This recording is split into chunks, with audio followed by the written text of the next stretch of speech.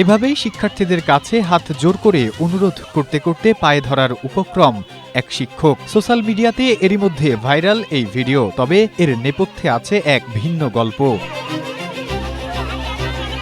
কুমিল্লা সরকারি মহিলা কলেজের ইংরেজি বিভাগের শিক্ষক মোহাম্মদ মহসিনের বদলিকে কেন্দ্র করে শিক্ষার্থীদের মধ্যে তীব্র ক্ষোভ দেখা দেয়। তারই ধারাবাহিকতায় শনিবার কলেজ ক্যাম্পাসে শিক্ষার্থীরা তাদের প্রিয় শিক্ষকের বদলি না করার জন্য মানববন্ধনের আয়োজন করে। এ সময় শিক্ষার্থীদের সামনে কান্নায় ভেঙে পড়েন শিক্ষক মহসিন।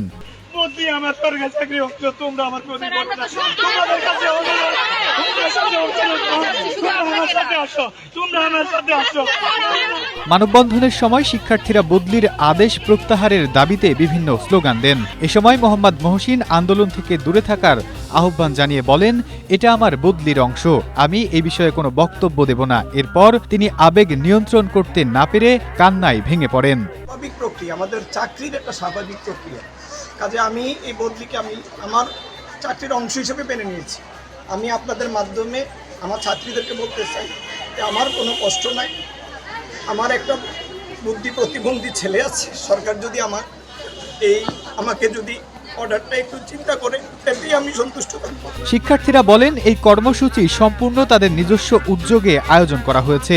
কোনো শিক্ষক তাদের আন্দোলনে উৎসাহ দেননি। এটাতে যদি শিক্ষকদের কোনো ক্ষতি হয় তাহলে কাউকে ছেড়ে কথা বলবেন না বলেও হুঁশিয়ারি দেন তারা। এখানে আমরা সবাই নিজ তাগিদে এসেছি, এখানে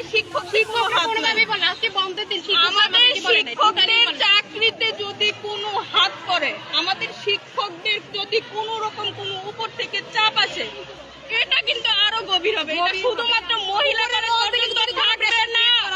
জানা যায়, সম্প্রতি বৃষ্টির পানি কলেজ ক্যাম্পাসে প্রবেশের ঘটনাকে কেন্দ্র করে কুমিল্লা সরকারি মহিলা কলেজের ভারপ্রাপ্ত অধ্যক্ষ সহ 7 জন শিক্ষককে বদলির আদেশ দেওয়া হয়। এরপর থেকেই ওই সিদ্ধান্তের প্রতিবাদ জানিয়ে বিভিন্ন কর্মসূচি পালন করছেন এবং বদলির আদেশ পুনর্বিবেচনার দাবি জানিয়ে আসছে শিক্ষার্থীরা। Desk report, Asia post.